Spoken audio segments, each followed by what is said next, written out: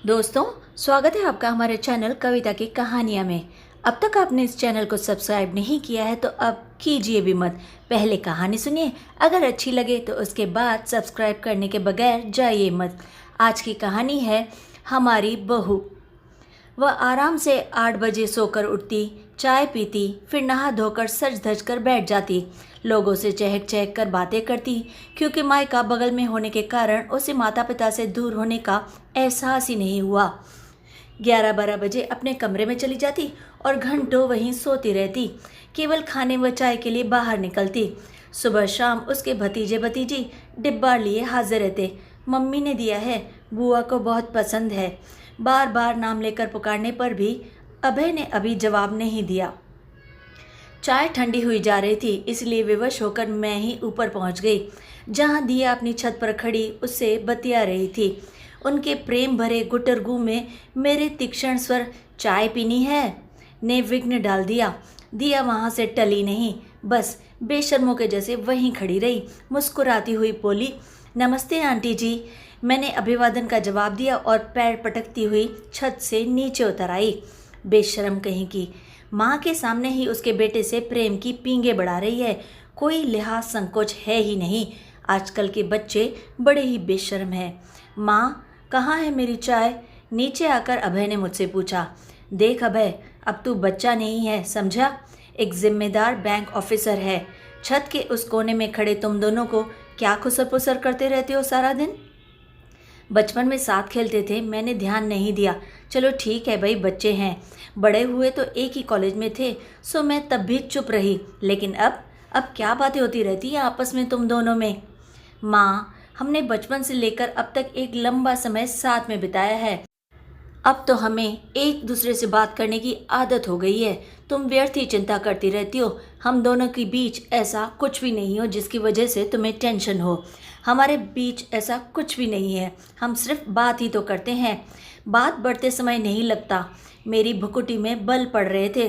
अपने योग्य सुंदर बेटे की पड़ोस की साधारण सी दिया से नज़दीकियाँ मुझसे बिल्कुल बर्दाश्त नहीं हो रही थी। अभय के कुछ भी तो नहीं है कहने पर भी मुझे विश्वास बिल्कुल नहीं हुआ। आखिर बेटे की माँ जो हूँ मैं। दिया के बदले रुख पर मैं हैरान परेशान रहती थी। आजकल आए दिन कभी पकोड़े की प्लेट तो कभी अचार की शीशी लिए हाजिर हो जाती थी हमारे घर में। बड़ी ही डीठ है। ऐसे ही एक दिन वो घर पर आ धमकी। उसे देखकर मैंने कहा, सूट तो बड़ा सुंदर है। इसे दिखाने आई भी हो या पकोड़े देने आई हो या कुछ अचार वगैरह देने? कुछ भी समझिए आंटी जी। वैसे बताइए तो कैसी लग रही हूँ मैं? ठीक है, मुझे कहना ही पड़ा। उसे देखकर ही मैं शंकाग्रस्त हो जाती। न जाने क्यों मेरा मन का चैन यहाँ वहाँ हो जाता। बचपन में दिन रात साथ खेलते बच्चों को युवा अवस्था में अलग कर देना पूरी तरह से मुश्किल ही नहीं, नामुमकिन होता है। हम 3 बहनों की संतानों में अभय हमारा इकलौता बेटा था। पति के खानदान में भी वह सबसे बड़ा और लाड़ प्यार से पला हुआ था। उसकी शादी को लेकर हम सब ने बड़े बड़े सपने संजोए थे, किंतु हमारे सारे अरमानों पर पानी फिर गया। जल्दी ही अभय ने दिया से विवाह की घोषणा कर हम सबको एक ही साथ गहरा आघात दे दिया। हजारों कमाने वाले अभय की अकेली विवाहिता बहन गिन्नी ने इस पर पुरजोर विरोध किया और अपने भाई को डांटते हुए कहा। मैंने तो घर छोड़कर जाने की धमकी तक दे डाली, पर अभय प्रभावहीन रहा और बोला, आप घर छोड़कर क्यों जाएंगी मम्मा? मैं ही अलग हो जाऊंगा। बस दिया से शादी करवा दीजिए। मैं सिर्फ इतना ही चाहता हूँ। करवा दूंगी। सारे निर्णय तो खुद ले चुका है, अब शादी भी कर ले। हमसे इजाज़त लेने की भी क्या ज़रूरत है भला? ठीक है, कोर्ट मैरिज कर लेता हूँ। मुझे तो आपके विरोध का कारण ही समझ नहीं आ रहा। हमारी जाति की है, अच्छी खासी पढ़ी लिखी है और धनी परिवार की भी है, और सबसे बड़ी बात, मुझे पसंद है। इसके अलावा और क्या चाहिए आपको? मैंने जैसी बहू की कल्पना की थी वो वैसी बिल्कुल नहीं है। सिर चढ़ी है, नखरेल है, पता नहीं क्या देखा तूने उसमें। शादी तो मुझे करनी है और मुझे वो पसंद है, बस ये मेरा अल्टीमेटम है। मैं शादी करूँगा तो केवल उसी के साथ। भैया, आपको मम्मी से ऐसी बात नहीं करनी चाहिए। तू चुप रह, मम्मी की चमची। अभी 2 दिन में संदीप के पास चली जाएगी। तूने भी तो की थी ना अपनी पसंद से शादी? मैंने कोई विरोध किया था तब? गिनी चुप हो गई। उसने भी प्रेम विवाह किया था, लेकिन मैंने उससे अपनी सहमति दे दी थी। मैं कुछ बोलती उससे पहले अभय के पापा बीच में ही बोले, अभय की शादी दिया के साथ ही होगी, यह पूरा घर सुन ले। जवान लड़का घर से चला जाए, यही चाहते हो क्या तुम लोग? यह सब मैं नहीं होने दूंगा। अब कोई एक शब्द नहीं बोलेगा। सब लोग मिलकर शादी की तैयारियां शुरू कर दो। उसके बाद सब ने चुप्पी साध ली थी। शादी बारात तक मैं बिल्कुल शांत रही। मुंह दिखाई में 5 तोले का हार दिया था, लेकिन यह देखकर मेरा मुंह पूरी तरह से उतर गया कि दिया के माता पिता ने दान दहेज काफ़ी कम दिया था, अपनी हैसियत से काफ़ी कम। हालांकि बारातियों का स्वागत बहुत ही बढ़िया था। दिया की व्यक्तिगत सभी चीज़ें अच्छी क्वालिटी की थी, पर हर पारंपरिक साज जैसे घर के अन्य सदस्यों व वर के लिए कीमती गिफ्ट व नकद की अपेक्षा करती है। मैं भी कुछ उसी तरह की अपेक्षाएं पाले बैठी थी, पर अभय के पिता का मुझे सख्त निर्देश था कि मुंह खोलकर कोई भी मांग नहीं की जाएगी, समझी तुम, वरना मुझसे बुरा कोई नहीं होगा। बहरहाल दिया बहू बनकर हमारे घर आ गई। जब तक घर रिश्तेदारों से भरा था, मैंने उसे पूरी तरह से आराम करने दिया।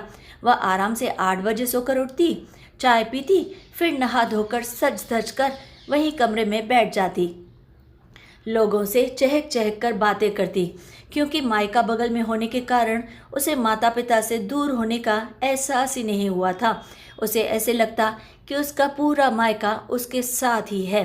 11-12 बजे अपने कमरे में चली जाती और घंटों वहीं पर सोती रहती। केवल खाने व चाय के लिए बाहर निकलते।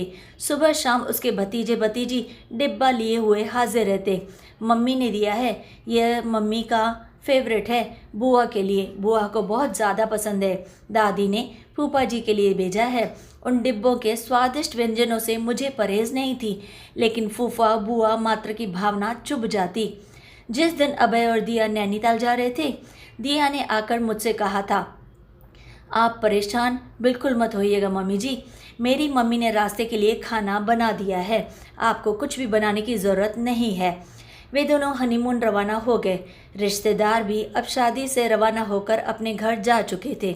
गिनी ने जाने से पहले मुझसे कहा था, माँ वहाँ से लौट कर आए तो भाभी से खाना बनवाना शुरू कर दीजिएगा, वरना ज़िंदगी भर आप उसे बिठा कर ही खिलाती रहेंगी।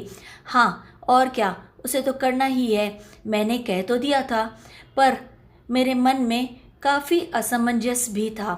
न जाने क्यों मुझे पता था कि वह काफ़ी लाडली है। कुछ दिनों बाद अभय और रिया लौटकर आ गए। काफ़ी गिफ्ट्स, मेवे, मिठाइयाँ लेकर आए थे। दिया शाम को ही मायके जाकर काफ़ी कुछ दे आई। अब तुम दोनों आराम करो।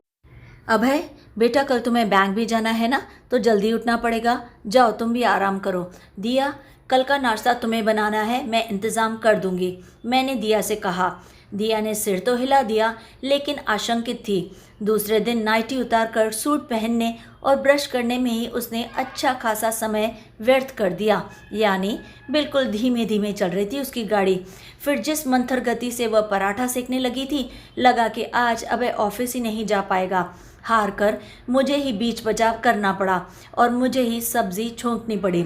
रसोई में काम करते हुए मैं उसे फुर्ती से काम करने की सलाह लगातार देती रही, जिसे वह अनमने भाव से सुनती रही, लेकिन उसे कुछ खासा अच्छा नहीं लग रहा था।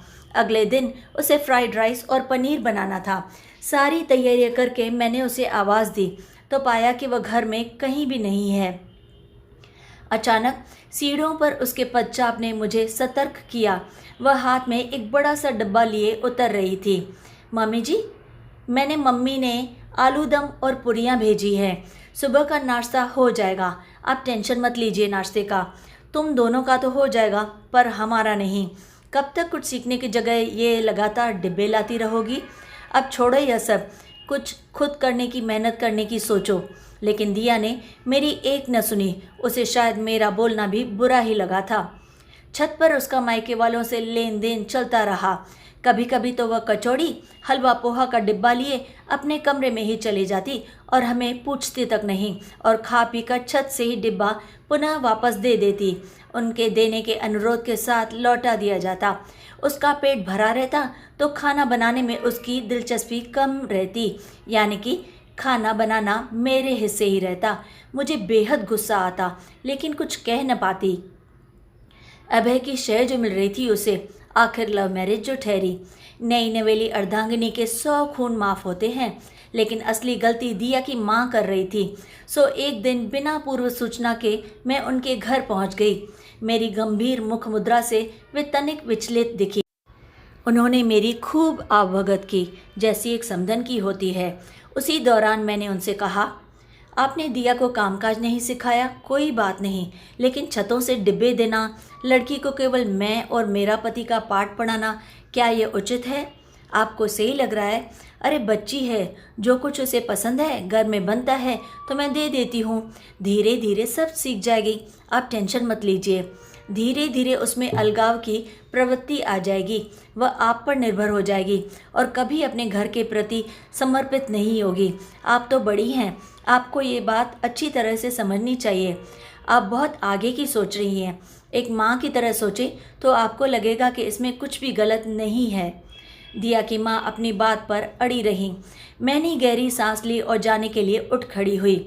बाहर तक मुझे दिया की भाभी छोड़ने आई थी। उसने कहा, मम्मी जी आप चिंता न करें, वह घर की छोटी है, इसीलिए दायित्व भाव नहीं है उसमें, हमारी लाडली जो ठहरी। लेकिन शादी के बाद हर भाव हर स्त्री में ज़रूरी होना चाहिए, वरना वह उस परिवार से जुड़ नहीं पाएगी। मैं उसे अच्छी तरह से समझाऊंगी, आप बिल्कुल चिंता मत कीजिए। मैं घर वापस आ गई। दिया ने इधर एक नई रट लगा रखी थी कि वह नौकरी करना चाह रही है। घर से सहमति मिलने पर उसने एक स्कूल में नौकरी कर ली।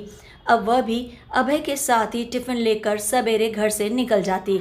दोपहर में बना बनाया मेरे द्वारा परोसा खाना खाकर घर आकर सो जाती। शाम की चाय मैं ही बनाती। चाय पीकर वह खाने के लिए पूछती तो ज़रूर, पर बस रोटियां बनाकर चलती बनती। कभी कभी सब्जी, चटनी या रायता आदि छोटी बड़ी चीज़ें बना देती। इसके बाद सब मुझे ही समझाते, अरे जैसा बना है खा लो, सब पेट में ही तो जाएगा, इतना क्यों भाव ले रही हो, इतना क्यों टेंशन कर रही हो? तुम सोचती हो वह अभी से तुम्हारी तरह एक्सपर्ट हो जाएगी? ऐसा तो नहीं हो सकता ना। पापा ठीक कहते हैं माँ, अभय बोलता। दिया उनकी कृतज्ञ रहती और मुझसे कुपित। रात में कहती, मैं रोटियां बना दूंगी, सलाद काट दूंगी, बाकी मेरे हाथ की बनी सब्जी तो आपको पसंद आएगी नहीं, इसलिए प्लीज़ मम्मी जी आप ही बना दीजिए ना। अब मैं घर में मुफ्त की नौकरानी थी। तीनों टाइम खाने की व्यवस्था, घर की सफाई और सजावट, मेहरी के आगे पीछे घूमना, मैं चाहकर भी उससे कुछ नहीं कह पाती। वह हमेशा मुझसे एक निश्चित दूरी बनाकर रखती। घर में एक और औरत के आ जाने से मेरी अपेक्षा बनी रहती कि दिया मेरी कुछ तो मदद कर दे, पर नहीं, उसे तो यह सब काम पसंद ही नहीं थे। इसके लिए विरोध स्वरूप कभी सिर दर्द तो कभी कमर दर्द का बहाना बनाकर अपने कमरे में पड़ी रही कि दिया कुछ करे, लेकिन इसका विपरीत प्रभाव ही पड़ा। उसके घर से सुबह शाम टिफ़िन आने लगे। वह टिफ़िन लेकर स्कूल जाती, वहाँ से लौटकर सीधे मायके चली जाती, खा पी कर लौटती। कभी कभी स्कूल में ज़्यादा काम होने पर मायके में ही रुक जाती, यानी घर का खाना पूरा मेरे ऊपर। अब घर में एक अलग ही सुगबुगाहट शुरू हो गई थी कि दिया अभय के साथ अलग रहने की योजना बनाने लगी है, कहीं और, जहाँ से अभय का बैंक पास पड़ता हो। मैं यह सब बातें सुनकर पूरी तरह से सन्न रह गई। अभय से पूछा तो उसने इसे हल्के में लिया। मम्मी, मैं दिया की योजना अनुसार तो नहीं चलूँगा। हाँ, उसके पापा का एक फ्लैट है, तो 2-4 दिन जाकर वहाँ रह सकते हैं, कुछ ज़्यादा नहीं, हमेशा के लिए नहीं। अभय से बात करके मुझे कुछ तसल्ली हुई।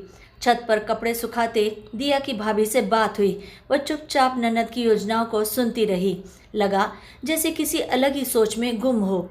दिया की मेरे प्रति बेरुखी से मैं पूरी तरह से आहत थी। मैं भी आदर्श सास बनने में असमर्थ थी, सो उससे कुछ कहना भी मैंने छोड़ दिया था। लेकिन इधर कुछ दिनों से मुझे दिया कुछ खोई खोई सी लगती। उसका चहकना, उछलना कूदना, उधम मचाना, एक प्रकार से सब कुछ बंद हो गया था। कुछ सोचती रहती। उसने छत के चक्कर लगाना और टिफ़िन लाने का क्रम भी रोक दिया था। सुबह उठकर चाय खाना सबके लिए बनाती, अपना टिफ़िन लेकर मुंह लटकाए अपने ऑफिस चली जाती। लौटने पर मायके न जाकर सीधे घर पर ही चली आती। दोपहर का दाल चावल बनाने में मदद करती, परोसती बटोरती, शाम को जल्दी सोकर उठ जाती। यानी कुल मिलाकर मेरे हिसाब से चलती। घर व्यवस्थित करती, मैं चाय बनाती तो उदास चेहरा लिए बगल में खड़ी रहती। चाय पीकर स्कूल का काम करती, रात का खाना बनाने में जाती तो तुरंत किचन में पहुंच जाती। आप आराम करें मम्मी जी, मुझे दीजिए ना, मैं खाना बना लेती हूँ, आप कितना काम करेंगी। जैसी तुम्हारी इच्छा। मैं उल्टे पांव वापस कमरे में लौट आती। वह मसाला पीसती, भरसक स्वादिष्ट सब्जी बनाने का प्रयास करती, पतली रोटियां सेकती, कोई मीठा भी ज़रूर बनाती। इस दौरान बराबर मेरा मुंह ताकती रहती कि मेरी प्रतिक्रिया क्या है। मैं उसमें इस सकारात्मक परिवर्तन से आश्चर्यचकित थी। ये वह दिया बिल्कुल नहीं थी, कामचोर वाली। कहती, दिया आज की सब्ज़ी काफ़ी अच्छी बनी है, तो वह खुश हो जाती। थैंक यू मम्मी जी। मेरी उत्सुकता बढ़ गई। एक दिन मैंने दिया को स्कूल जाने पर अभय को एक बार पकड़ा। मामला क्या है अभय? जिस लड़की को मैं समझा समझा कर बुरी तरह से थक गई, उसमें अचानक इतना सारा परिवर्तन कैसे आ गया? माँ, उसकी कुछ फैमिली प्रॉब्लम है। अच्छा, अब तू सीधे सीधे साफ शब्दों में बता दे, बातें घुमा फिरा कर कहना छोड़ दे, समझा? चल जल्दी बता। उसकी भाभी जो सब काम धाम करती थी और भैया जो एकमात्र कमाने वाले मेंबर हैं, उन लोगों ने अलग रहने का निर्णय ले लिया है। दिया कुछ समझाने की कोशिश करती है तो भाभी हत्थे से उखड़ जाती हैं। यानी कि दिया का बात करना उन्हें बिल्कुल पसंद नहीं है। और तुम अपने ससुराल में क्या करती हो जो मैं यहाँ मरती रहूँ, ऐसे कहती है उसे। दिया की माँ दिन रात रोती रहती हैं, इसलिए वह बहुत परेशान रहती है। दिया ने कुछ चर्चा करने से मना किया है। वह सब सोच सोच कर हलकान है कि उसके माँ बाप इस उम्र में अकेले कैसे रहेंगे और घर खर्चा कैसे चलेगा। रात में वह ठीक से सो भी नहीं पाती है टेंशन के मारे। ओह, ये बात है। मेरे मन में भी बहुत सारी बातें उठी, लेकिन मैं चुप रही। दिया का घर के कामों में मन न लगना, अकेले रहने की बात करना, फिर अचानक एक सुखद परिवर्तन। लेकिन यह परिवर्तन भी उसकी भाभी के अलगाववादी नीतियों के कारण हुआ, जो ठीक नहीं था। दिया ने जो कुछ यहाँ किया था, वही सब कुछ जब उसकी भाभी ने किया तो वह बुरी तरह से परेशान हो गई। मैंने मन ही मन पूरा हिसाब किताब कर लिया, लेकिन मैंने चुप्पी साध ली थी। दिया स्वयं मेरे नज़दीक आने की कोशिश करने लगी थी। स्कूल और घर दोनों संभालने वाली बहू के प्रति मेरे मन में सहानुभूति उभरने लगी। मैं उससे बोलने और बतियाने लगी थी, बिल्कुल अपनी सखी के जैसी। वही सारी बातें जब उसने मुझे बताई तो मैंने उसे समझाया कि यह सब कुछ दिनों की मुश्किलें हैं, तुम टेंशन मत करो बेटा, कटुता कम होने पर सब ठीक हो जाएगा। नहीं मम्मी जी, भाभी मेरे बूढ़े माँ बाप को छोड़कर जाने की बातें कहने लगी हैं। भैया की सैलरी से ही तो घर चलता है, आप तो जानती हैं। भाभी मुझे अपने दोनों बच्चों बंटी और नेहा जैसा मानती थी, इसलिए तो मैं अकेले से जुड़ी रही थी इतने टाइम तक। अब न जाने क्यों उनमें ऐसा परिवर्तन आ गया। मैं तो बुरी तरह से हैरान। मुझे भी आप सबसे ना निभा पाने का लगातार ताना देती रहती हैं। मैंने उसे दिलासा देने के लिए उसके कंधे पर हाथ रखा तो वह मुझसे लिपट गई और रोने लगी। मेरा मन भीग गया, लगा गिन्नी मेरे गले लगकर खड़ी है। मम्मी जी, मैंने भी इस घर और आपके सबके प्रति अपने कर्तव्यों का निर्वाह नहीं किया। यह नहीं सोच पाई कि मैं जो कुछ अपनी भाभी से अपेक्षा कर रही हूँ, वैसी ही आशा आप सब भी मुझसे करते होंगे। जीवन का केवल एक पक्ष देखा था मैंने, लेकिन अब मैं सब कुछ समझने लगी हूँ। मैं आपसे वादा करती हूँ कि मैं अपने कर्तव्यों का पालन पूरी ईमानदारी से करूँगी। मैंने उसे सांत्वना दिया। आगे संक्षेप में यह कि अब मैं पति पुत्र बहू के साथ आनंद जीवन यापन कर रही थी। एक आध महीना बाद सुना कि दिया के मायके में भी सब कुछ ठीक हो गया है। दिया की भाभी ने अलग होने की रट अब छोड़ दी है और सास के साथ मेल मिलाप पूर्वक रहने लगी हैं। उसका बार बार यह रूप बदलना मुझे आश्चर्यजनक लगा, लेकिन एक दिन छत पर सूखे कपड़े समेटते हुए बगल की छत पर रिया की भाभी खड़ी हुई दिखी। उसने पूछा, आंटी जी, घर में सब ठीक है ना? हाँ, सब अच्छा चल रहा है। तुम बताओ, तुम्हारे परिवार में तो सब कुशल मंगल है ना? यहाँ तो हमेशा की तरह कुशल मंगल था और कुशल मंगल है। लेकिन मैंने तो सुना था कि उसने होठों पर उंगली रखकर चुप रहने का इशारा करते हुए पास बुलाया और धीरे से बोली, हमारे परिवार में कुछ भी गड़बड़ नहीं थी। वह तो मैंने और मेरी सास ने मिलकर गृह कलेश का नाटक किया था ताकि दिया को अपने दायित्वों का एहसास हो सके। मेरी आंखें अचानक से हैरानी से बड़ी बड़ी हो गईं। स्वयं को संभाल कर मैंने दबे स्वर में कहा, बेटी, मैं किस प्रकार तुम्हें धन्यवाद दूं, समझ में नहीं आ रहा है। तुमने मेरे घर की खुशी के लिए स्वयं को बुरी साबित करने का प्रयास किया। मुझे माफ़ कर देना बेटा। कोई बात नहीं आंटी जी, मेरे सास ससुर तो सब जानते हैं ना। अभी दिया को कुछ नहीं पता चलना चाहिए, वह छोटी बच्ची है अभी, बाद में जानने पर कुछ नहीं होगा। ठीक है ना? तुम ठीक कह रही हो बेटा, मैं उसे कानों कान खबर नहीं होने दूंगी। और हम दोनों नीचे उतर आए।